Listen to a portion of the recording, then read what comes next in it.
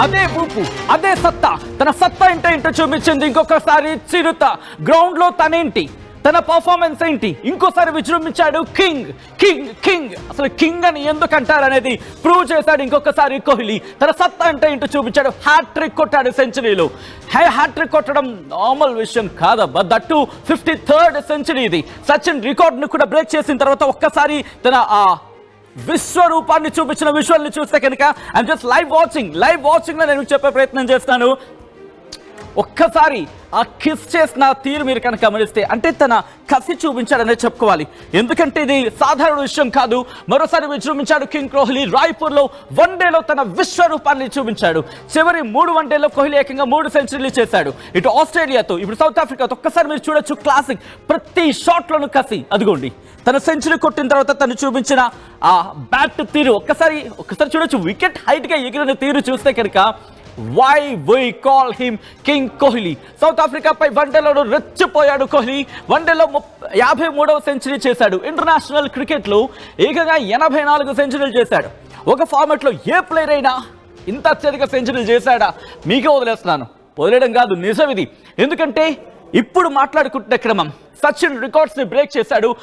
సెంచరీల గురించి మాట్లాడుకోవడంలో, సెంచరీలు కొట్టల్లో half century చేశాడంటే అర్థం చేసుకోవచ్చు. అదేంటిది కన్ఫ్యూజింగ్ అనిపిస్తుంది కదా. అవును, సెంచరీలు చేయడం ఒక ఎత్తు, అది కూడా సెంచరీలో హాఫ్ సెంచరీ కొట్టామంటే 50 సెంచరీలు కొట్టాడు ఇప్పటి వరకు.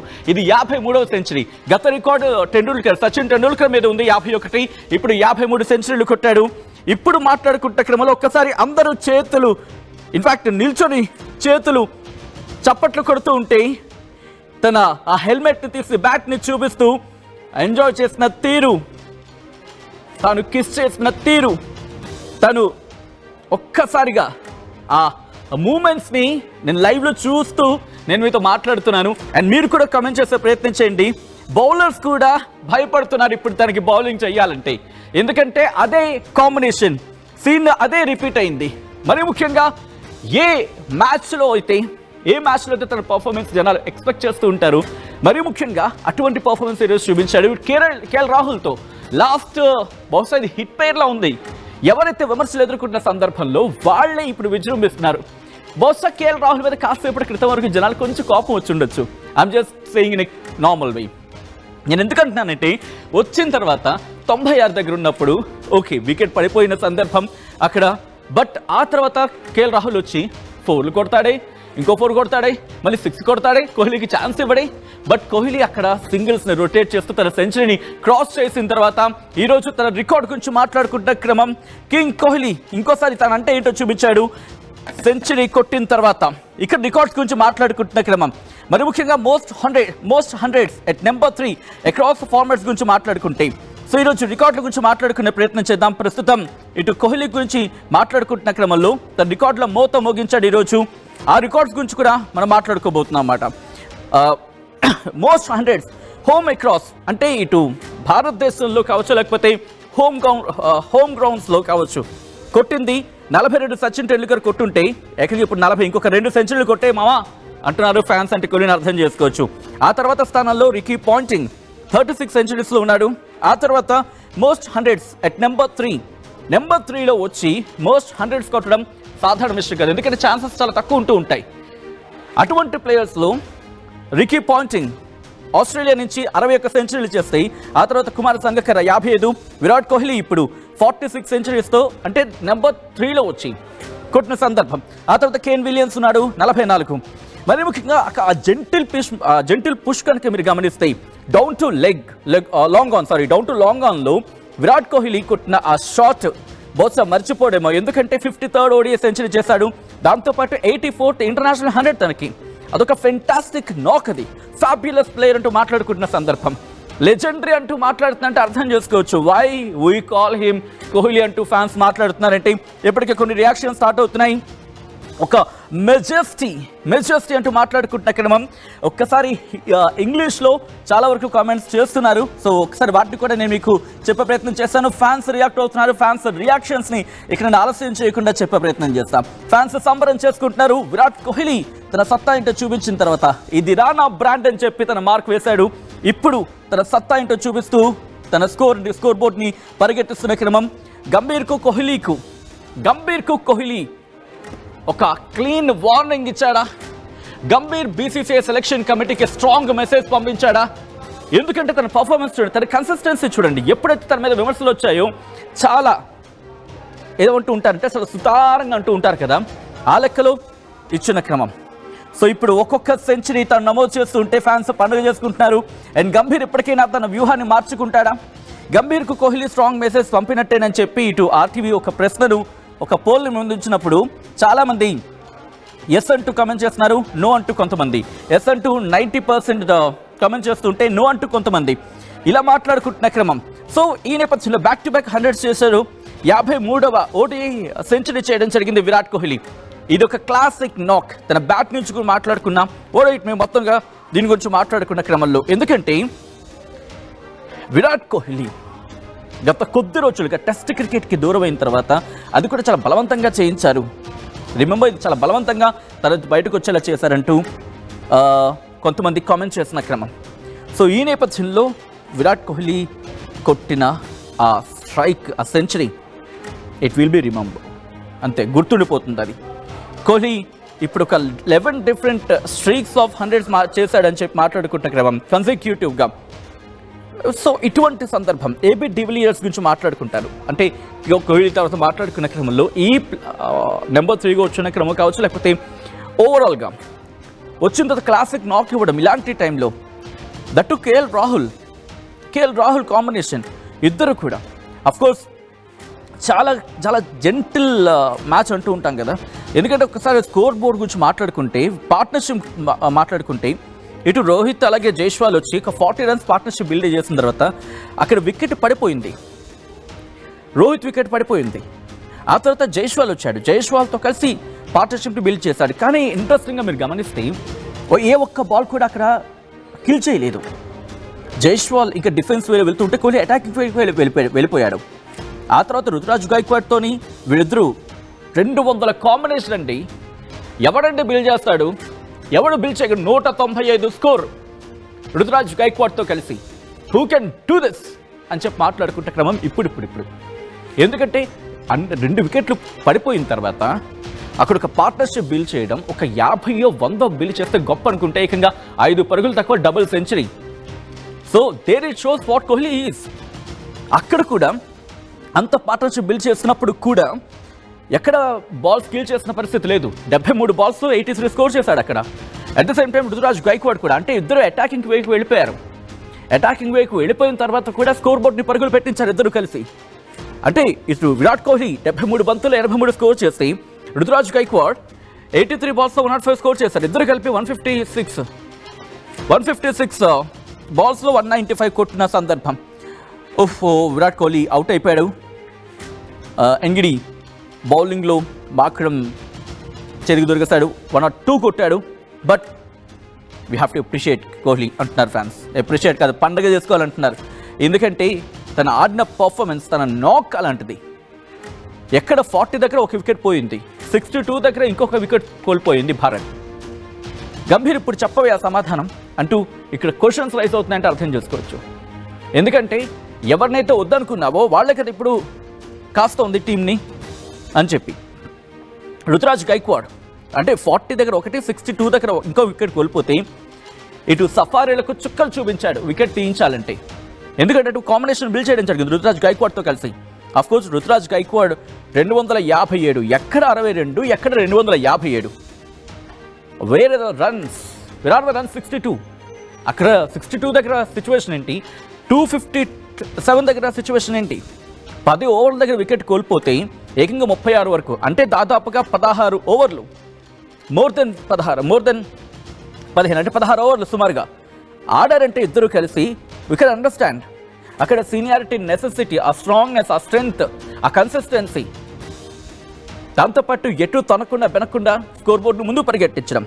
దే నో, ఎందుకంటే సఫారీలో బ్యాటింగ్ సత్తా ఏంటో వాళ్ళు చూశారు. ఇండియా నోస్, కోహ్లీ నోస్ అక్కడ వాళ్ళ స్ట్రెంగ్త్ ఎంతో తెలుసు. కాబట్టి ఇక్కడ మన డిఫెన్స్ కాదు, తాడో పేడో తేల్చుకోవాలి, కొట్టి స్కోర్ బోర్డ్ని పరిగెట్టించాలి తప్ప మనం రిస్ట్రిక్ట్ చేయలేము. ఎందుకంటే వాళ్ళు మిడిల్ ఆర్డర్ కూడా స్ట్రాంగ్ ఉన్నారు. లాస్ట్ మ్యాచ్లో మనం చూసాం, ఆఖరి వికెట్ వరకు కూడా ఆఖరి వికెట్ వరకు కూడా వాళ్ళు పోరాడారు, అంత హై స్కోర్ ఇచ్చిన తర్వాత కూడా. సో కోహ్లీకి తెలుసు, సో ఆన్ గ్రౌండ్ తను ఉన్నప్పుడు ఎదుటి టీంని అంచనా వేయడం, ఎదుటి టీంని సత్తా ఏంటో అవగాహన కల్పించుకోవడం, దానికి తదనుగుణంగా ఆడడం. ఎందుకంటే ఎదుటి టీం ఎటువంటి సత్తా ఉందో తెలిసిన తర్వాత దానికి అనుగుణంగా స్కోర్ బోర్డుని పరిగెట్టించగలిగితేనే, ఆడగలిగితేనే ఆటగాడు అంటారు. తన స్వార్థం కోసం చూసుకుంటే ఆటగాడు ఎలా అవుతాడు? కోహ్లీకి సెంచరీ చేయడం అదే పెద్ద విషయం కాకపోవచ్చు, కానీ టీం గురించి ఆలోచించి సెంచరీ చేయడం గొప్ప అనే మాటకి వినిపిస్తూ ఉంటుంది. సో ఈ క్రమంలోనే ఆ తర్వాత వచ్చిన తర్వాత విరాట్ కోహ్లీ 257 రుతురాజ్ గైక్వాడ్ అయిపోయిన తర్వాత మెల్లిగా సింగిల్స్ రొటేట్ చేశాడు. తన సెంచరీ కోసం ఎక్కడ కంగారు పడలేదు. ఇంకా స్కోర్ బోర్డు మీరు గమనిస్తే కనుక ఐ థింక్ 97-98 దగ్గర సెకండ్ రన్కి 2Dకి ట్రై చేసే క్రమంలో కాస్త ఎందుకు రిస్క్ అని చెప్పి అక్కడికి కేఎల్ రాహుల్ ఆపేశాడు. దాంతో ఆగిపోయాడు. లేకపోతే చిరుత ఆగుద్దా? అందులో వికెట్ల మధ్య పరుగులు పెట్టడం ఆపుతుందా? So that is what Kohli. తన ఇండివిజువల్ స్కోర్ కన్నా ఇటు టీమ్ స్కోర్ పెంచడం తనకు ముఖ్యం. ఒకవేళ అక్కడ రిస్క్ చేసే వ్యక్తి తను, ఒకవేళ తన సెంచరీ గురించి చూసుకుని ఉంటుంటే రిస్క్ చేసి 2D సెకండ్ రన్కి వెళ్ళుండేవాడు, వికెట్ అవుతాడా తర్వాత విషయం, అదంతా నెక్స్ట్. సో అది కదా పరిస్థితి అక్కడ. సో ఆల్రెడీ కొంతమంది రియాక్ట్ అవుతున్నారు. The only king and fighter in the cricket Virat Kohli. మరికొంతమంది సూపర్ కోహ్లీ ఫైటర్ అంటూ ఇంకొంతమంది కమెంట్ చేయడం జరుగుతోంది. అట్ ద సేమ్ టైం మరికొన్ని రియాక్షన్స్ వస్తున్నాయి. రియాక్షన్స్ కూడా నేను చెప్పే ప్రయత్నం చేస్తాను. ఎందుకంటే ఇక్కడ Virat Kohli 4th wicket 39th. Of course Ngidi గురించి మాట్లాడుకునే క్రమంలో లెజెండరీ బౌలర్ తను. వాళ్ళ బౌలింగ్ కావచ్చు, వాళ్ళ బ్యాటింగ్ కావచ్చు, ఆ లైన్ లెంత్ వేసే ఎంగిడికి కూడా ఒక విధంగా చెప్పాలంటే ముచ్చమటలు పట్టించారు ఈరోజు. ఎంగిడి ఏకంగా మెయిడెన్ వేసాడంటే అర్థం చేసుకోవచ్చు. అఫ్కోర్స్ తన గురించి మాట్లాడుకుంటే ఆ పర్ఫార్మెన్స్, ఎందుకంటే బౌలింగ్ లైనప్ బర్గర్ కావచ్చు, ఎంగిడి కావచ్చు, జాన్సన్ కావచ్చు, కేశవ్ మహారాజ్ కావచ్చు, లేకపోతే బాష్ కావచ్చు, ఆఖరికి ఎయిడమ్ మార్క్రమ్ కావచ్చు. అఫ్కోర్స్ ఇప్పుడు మార్క్రమ్ బౌలింగ్ వేస్తున్నాడు. ఎంగిడికి సంబంధించుకున్న ఎంగిడి బౌలింగ్లో అవుట్ అయిపోయాడు. సో ఎంగిడి 7 overs వేస్తే, ఒక మెయిడెన్ ఓవర్ వేస్తే 36 runs ఇస్తే తీసింది కోహ్లీ వికెట్. సో ఇక్కడ ఒక లెజెండరీ బౌలర్ ఒక లెజెండరీ వికెట్ తీసాడంటే కూడా చర్చ జరగచ్చు కాక. ఎందుకంటే స్పోర్ట్స్లో చూసినప్పుడు దీనికి సంబంధించి మాట్లాడుకుంటారు. బట్ ఇప్పుడు మాత్రం కోహ్లీకి సంబంధించి డిస్కషన్ జరుగుతోంది. తను ఆడిన తీరు, తను డిఫెన్స్ చేసిన తీరు, కొన్ని సందర్భాలు మీరు చూస్తుంటే మ్యాచ్లో అదొక క్లాసిక్ షాట్కి వెళ్ళొచ్చు. బట్ వికెట్ పడిపోతుంది కాదు, వికెట్ పడకుండా స్కోర్ రొటేట్ కావాలి అని డిఫెన్స్ చేసుకుంటూ స్కోర్ బోర్డ్ని పరిగెట్టించాడే తప్ప ఎక్కడ తన ఇండివిజువాలిటీ కోసం చూసుకోలేదు. ఈరోజు తను సెంచరీ చేసిన తర్వాత తన కన్సిస్టెన్సీ మీరు చూడొచ్చు. ఒక్కసారిగా చిరుత విజృంభించినలాగా, అంటే ఏదో కసి. ఈరోజు కన్సిస్టెన్సీ, హీ నోస్ తన రోల్ ఏంటి, తన పాత్ర ఏంటి, తన పొజిషన్ తను వచ్చిన తర్వాత మీరు చూడండి. ఒకవేళ కోహ్లీ కనుక ఎక్కడైనా ఇబ్బందికి గురైతే, రోహిత్ కనుక ఎక్కడైనా ఇబ్బందికి గురైతే వీళ్ళిద్దరు అండర్స్టాండింగ్ ఆ లెవెల్లో ఉంటుంది. ఒకవేళ రోహిత్ కనుక అటాకింగ్ వేలోకి వెళ్తే కోహ్లీ డిఫెన్స్లోకి వస్తాడు, లేదు రోహిత్ డిఫెన్స్లోకి వెళ్తే కోహ్లీ అటాకింగ్లో వస్తాడు, లేకపోతే రోహిత్ అక్కడ అటాకింగ్కి వెళ్తే కోహ్లీ డిఫెన్స్లోకి వస్తాడు. ఎవరో ఒకరిని డిఫెన్స్లో ఉంచే ప్రయత్నం చేస్తారు. అండ్ నెక్స్ట్ టీం కూడా, ఎందుకంటే ఒకరు అటాకింగ్కి వెళ్ళినప్పుడు ఒక స్కోర్ అక్కడ వికెట్ కాపాడాలి, ఒక వికెట్ పోయినా ఒక వికెట్ కాపాడాలి. బట్ ఈరోజు మ్యాచ్లో దెనో, ఎందుకంటే 40-62 నాట్ అన్ ఈజియస్ట్ మ్యాటర్. వికెట్ పడిపోతూ ఉంటాయి, బట్ స్కోర్ బోర్డ్ పరిగెట్టించాలి. ఎందుకంటే ఇక్కడ రుతురాజ్ గైక్వాడ్కి ఐపీఎల్ పర్ఫార్మెన్స్, ఐపీఎల్ ఎక్స్పీరియన్స్ పనికొచ్చింది ఇక్కడ రుతురాజ్ గైక్వాడ్కి. ఎందుకంటే రిమెంబర్ తను పనిచేసిన ఎవరితోని, Virat Kohli, Rohit Sharma, at the same time మాట్లాడుకుంటే కనుక ధోని. సో ఇలా నేను ఐపీఎల్ నుంచి జనరల్ ఇండియాకి ఆడిన మ్యాచెస్ వీటిని కూడా చెప్పే ప్రయత్నం చేస్తున్నాను. సో ఒక క్యాప్టెన్ ఎక్స్పీరియన్స్ ఉంది, ఒక ప్లేయర్ ఎక్స్పీరియన్స్ ఉంది, లెజెండరీ బ్యాట్స్మెన్స్తో ఆడిన ఎక్స్పీరియన్స్ ఉంది. He knows where he should be, ఎక్కడ ఎలా ఉండాలో తెలుసు.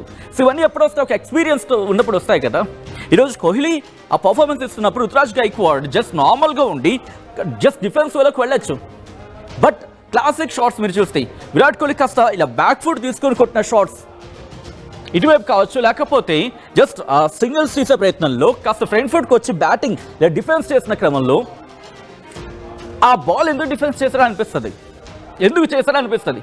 బట్ హీ నోస్ ఆ టైంలో ఆ బాల్ జస్ట్ లీవ్ ఇట్, తర్వాత మనం స్కోర్ కొట్టచ్చు. ఎందుకంటే బౌలర్ని కాస్త కన్ఫ్యూజ్ చేయాల్సిన సందర్భం. ఎక్కడ ఎలా కన్ఫ్యూజ్ చేయాలో తెలిసిన తర్వాత అప్పుడు అదే ప్యాటర్న్లో మళ్ళీ మారుతాడు. ఇక్కడ బౌలర్లు బ్యాటర్ని కన్ఫ్యూజ్ చేయడానికి ప్రయత్నం చేస్తుంటే బ్యాటర్లు కూడా బౌలింగ్ కన్ఫ్యూజ్ చేసే పరిస్థితి విరాట్ కోహ్లీ దగ్గర ఉంటుంది. అప్పుడు అది ఒక వ్యూహం అంతే. ఆ వ్యూహాత్మకమైన అడుగులు వేయగలిగిన క్రికెటర్ కాస్త ప్లేయర్ కావచ్చు కూడా మేబీ ప్రతి షాట్ తనకు నచ్చి ఒక లెంతీ బాల్ వచ్చింది, దాన్ని తీసుకు కాస్త ఇటువైపు పుష్ ఆన్ చేసేసి ఉండుంటే కనుక వెళ్ళిపోతుంది. హీ నోస్ అటువంటి షాట్స్ కొట్టే 6కి వెళ్ళే అవకాశం ఉంటుంది. అండ్ విరాట్ కోహ్లీ తనకు తెలుసు ఒక్కసారి కనెక్ట్ చేస్తాడంటే కనుక goes on to the boundary. But ఆ లెంతీ బాల్స్ వచ్చినప్పుడు హీ జస్ట్ లెఫ్ట్ ఇట్ కొన్ని సందర్భాల్లో. హీ నోస్ ఎందుకంటే అది కనుక కాస్త అటు ఇటు అయితే ఇబ్బంది అవుతుంది. హీ నోస్ స్కోర్ బోర్డ్ పరిగెట్టాలి అండ్ రిస్క్ షాట్స్ కొన్ని సందర్భాలు కావాలి, కొన్ని సందర్భాలు అవసరం లేదు. బట్ అదే సందర్భంలో అటువంటి రిస్క్ షాట్స్ ట్రై చేసిన సందర్భం అంటే అటువంటివి కూడా మనం చూసాం. సో రుతురాజ్ గైక్వాడ్ గురించి కూడా మాట్లాడుకోవాలి. ఎందుకంటే విరాట్ కోహ్లీ అనే వ్యక్తి ఈరోజు ఒక సెంచరీకి వెళ్ళగలిగాడంటే డిఫెన్స్లో ఆ ఫ్లెక్సిబిలిటీ ఇద్దరు కూడా. ఎందుకంటే సాధారణంగా మనం కాంబినేషన్ చూస్తూ ఉంటాం, ఒకరు అటాక్కి వెళ్తే వాళ్ళు ఇంకో డిఫెన్స్లో ఉంటారు. సో ఈ క్రమంలో ఈరోజు వీళ్ళు ఆడిన మ్యాచ్ కోహ్లీ చేసిన century remarkable century. And already ఇంకొన్ని రియాక్షన్స్ వస్తున్నాయి. విరాట్ రాడ్ దింపాడు గంభీర్కి అగర్కర్కి అంటూ కూడా. Virat is totally different player, we should not keep a pressure on him. Gambhir and Ajit Agarkar లాగా ఐ మీన్ నాకు ఆ భాష అర్థం కాలేదు, I'm sorry Manideep, but okay. So మొత్తంగా అయితే మాత్రం ఈరోజు కోహ్లీ చేసిన సెంచరీ ఒక వాట్ షుడ్ ఐ సే ఒక మెసేజా ప్రస్తుతం ఇదే అంటున్నారు. గంభీర్కి ఒక స్ట్రాంగ్ మెసేజ్ పంపిస్తున్నారు వీళ్ళిద్దరూ అంటూ కూడా. సో చూద్దాం ఇది ఎటువంటి డైరెక్షన్స్కి వెళ్తుంది అండ్ ఎటువంటి డెవలప్మెంట్ స్టోర్ చేసుకుంటే అనేది you have to wait and see. మీరేమనుకుంటారు కమెంట్ చేసే ప్రయత్నించండి. ఒకసారి ఆ బ్రేకింగ్ న్యూస్ చూద్దాం.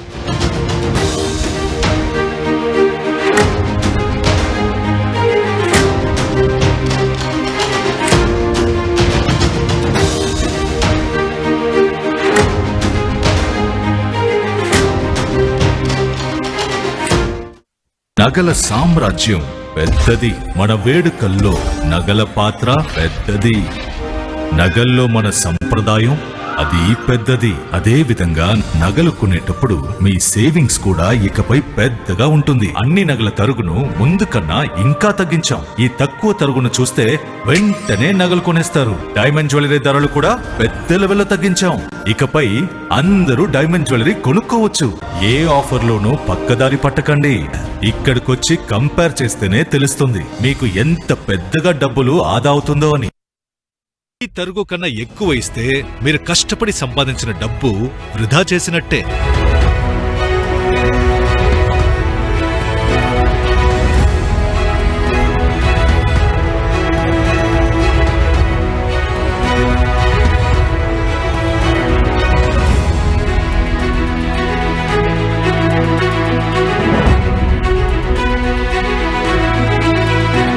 లలితాలో నగలు కొనండి, ఎక్కువ డబ్బులు ఆదా చేయండి.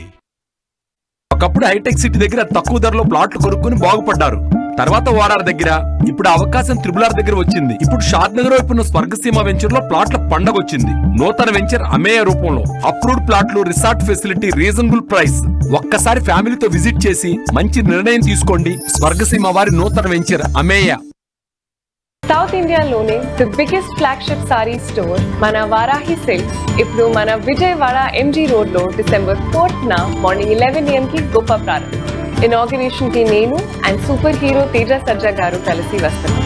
మీరు అందరూ రండి, మనం అందరం కలిసి ప్రారంభిద్దాం.